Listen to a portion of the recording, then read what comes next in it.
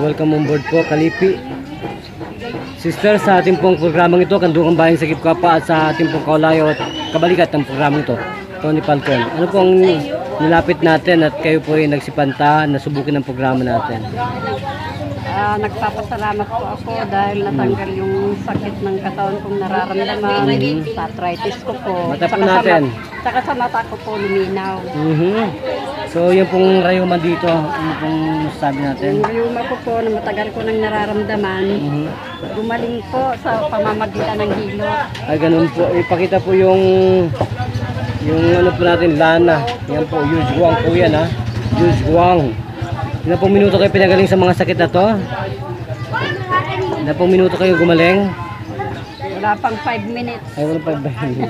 So po, magpakilala po, ano po tunay na pangalan natin? Ako po si Juanita Braga, nakatira sa 1858 Orobi.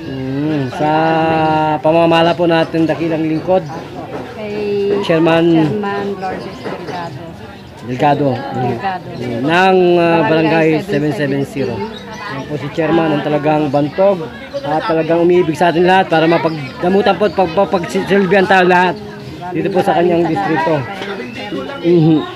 Nagpapatrol po muli at nagbabalita at nagpapasalamat po sa atin. So kayo po ba hinahipon ng Diyos? Magpasalamat na po kay Tony Falcon, sige po, at kay Brother Juno Gaire, sige po.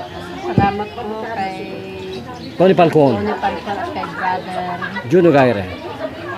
Ugaire po, Ugaire. Yan, Batangas po yan. Batangas Lemery. Yan po yan. Nagpapatrol at nagbabalita sa atin lahat. Brother Juno Ugaire. Thank you, Mr. Salvador.